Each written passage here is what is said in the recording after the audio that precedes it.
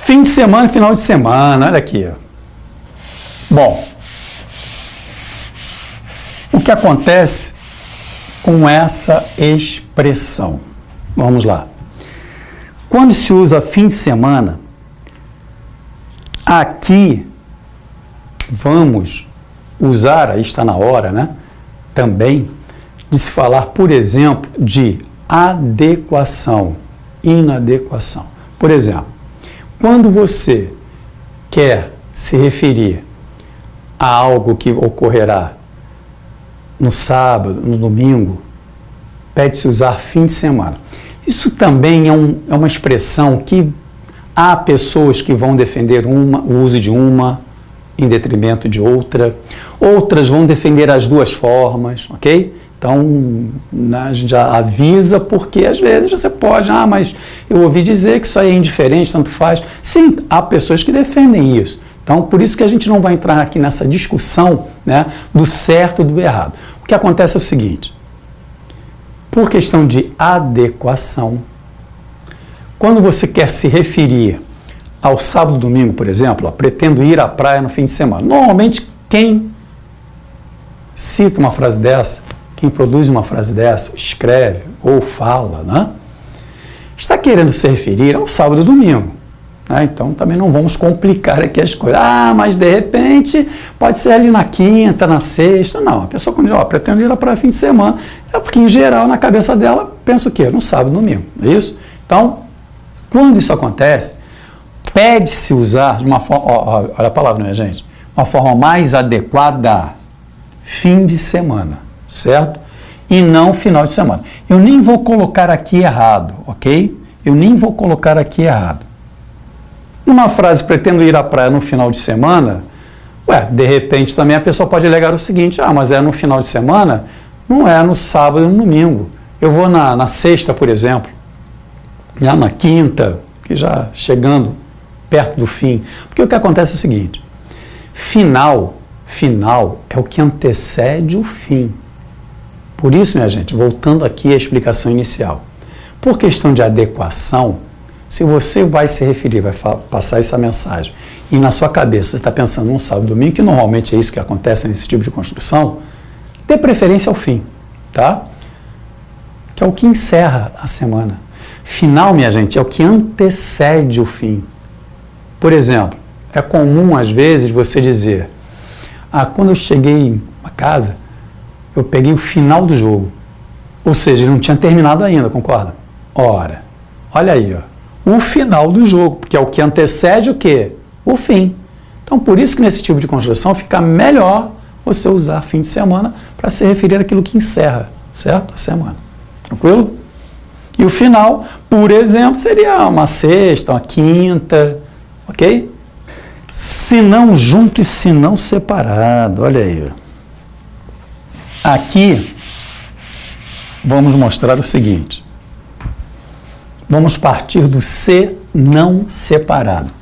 Vamos usar o se não separado quando houver ideia de condição, ok? Por quê? Porque o se não junto, ele pode abrir para algumas ideias.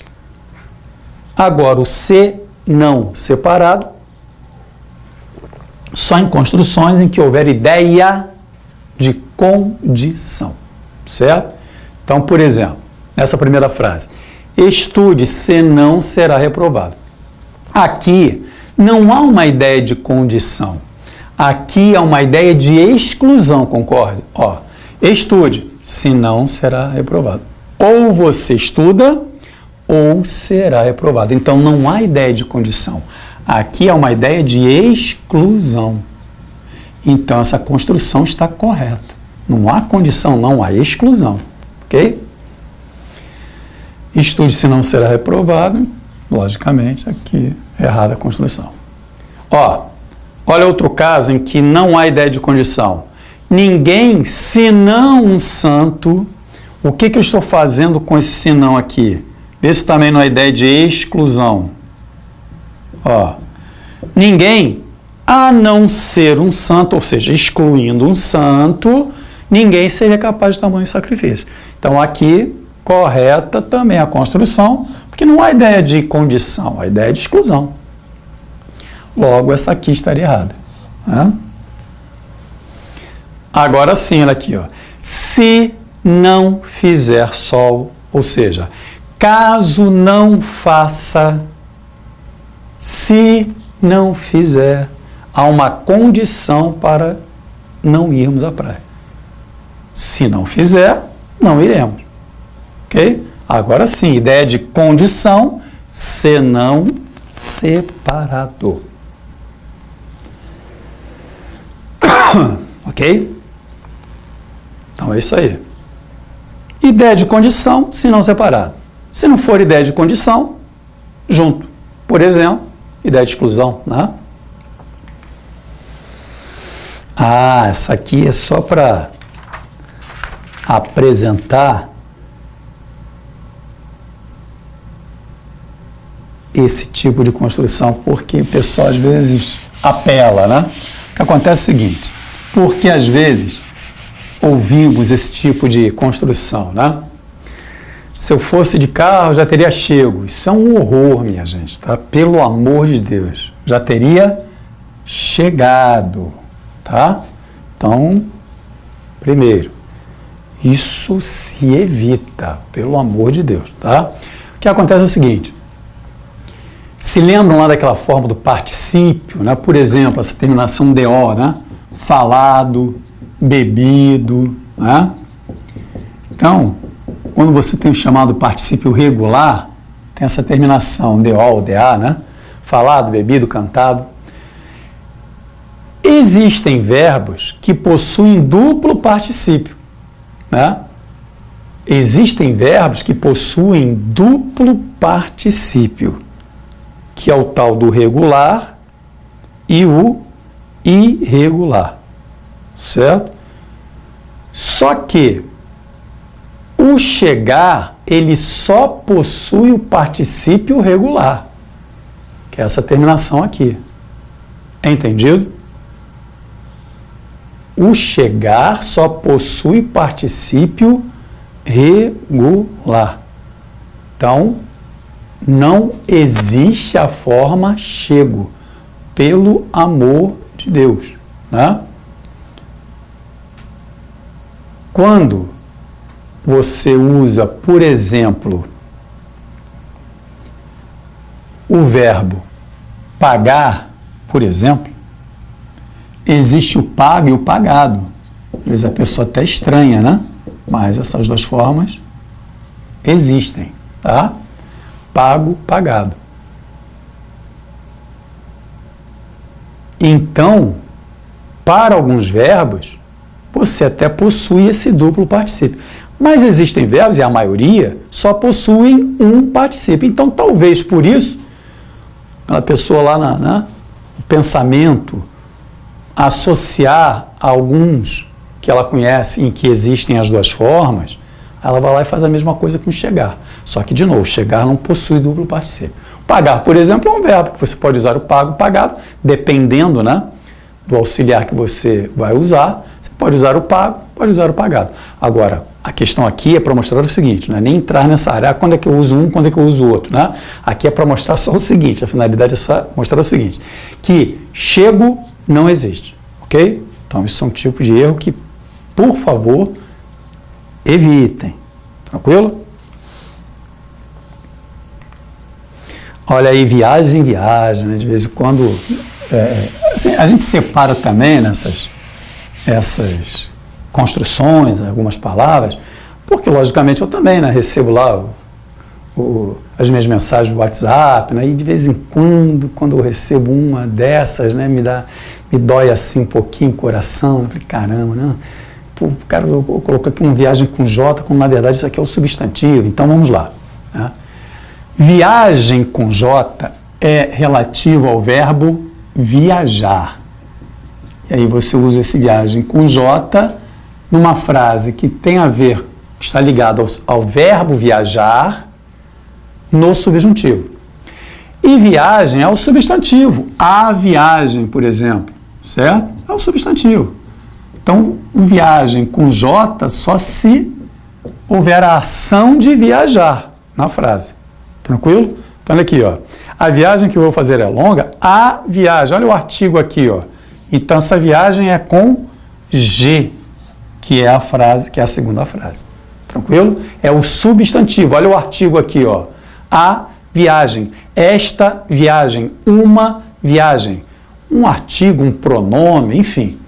Substantivo, tá? A viagem, esta viagem, aquela viagem.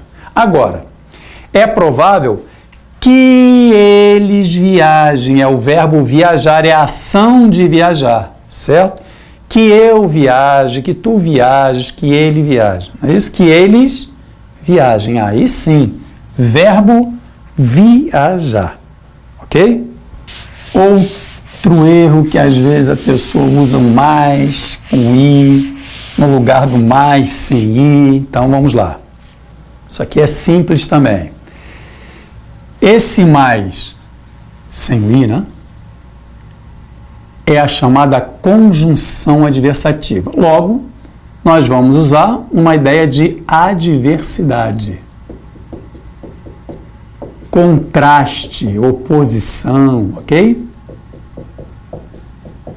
Então, o mais, que é a conjunção adversativa, com esse sentido, tá? Agora, esse mais com i é uma ideia de aumento ou intensidade, tá? Tem nada a ver com adversidade, contraste, tá? Então, olha aqui, ó. Os médicos fizeram de tudo, mas o paciente não sobreviveu. Olha o contraste aqui. Uma oração te diz que eles fizeram de tudo, eles tentaram, porém, mais adversidade. Correto. Ok? Logo, a segunda frase está errada. Já na terceira, precisamos de mais qualidade. Olha a ideia do aumento em relação ao substantivo. Mais qualidade, menos qualidade, enfim, uma ideia de aumento, ok? Então agora já temos o pronome, no caso aqui, né? Um pronome indefinido. Ou seja, a ideia é de indefinir e não de mostrar uma adversidade, um contraste. Ok? Então, cuidado com isso. Isso também é outro tipo de construção que a gente vê errado bastante, demais. Né? Ó, demais, né? Como vimos lá anteriormente. Vemos muito, vemos demais, que aí seria o demais junto, certo? É isso aí. Bom, agora, concordância nominal.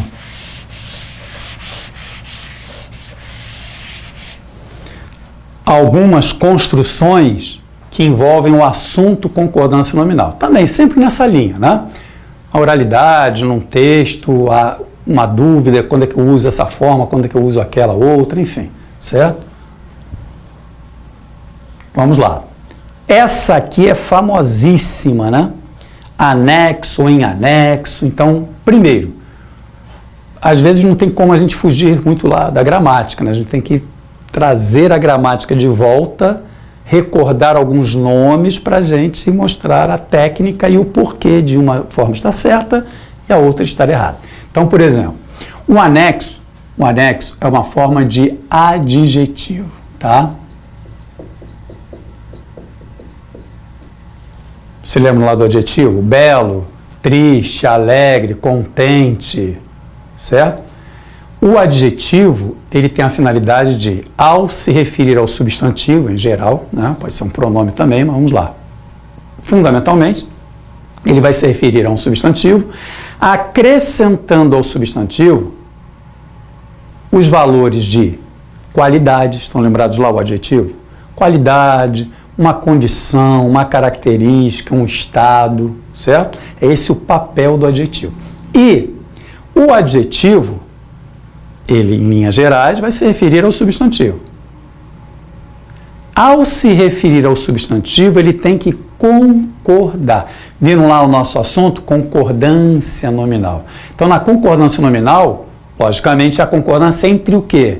Entre os nomes. certo?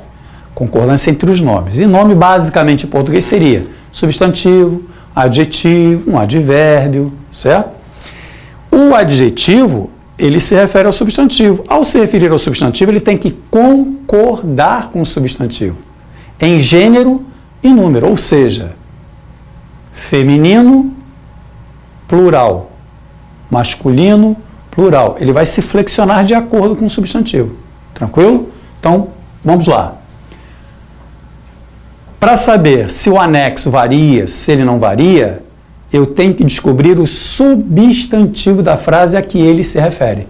O sentido vai me mostrar a quem ele se refere. Então, por exemplo, encaminho um anexo ao documento, a fotocópia do decreto X. Vamos lá. O que nós entendemos disso, minha gente?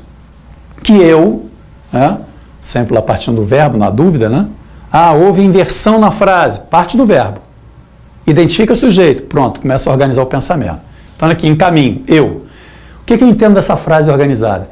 Eu encaminho a fotocópia do decreto X anexa ao documento. Vê se não é isso. Então, é por isso que essa forma está errada. Eu encaminho anexa ao documento a fotocópia. Olha como esse tipo de erro passa despercebido, minha gente.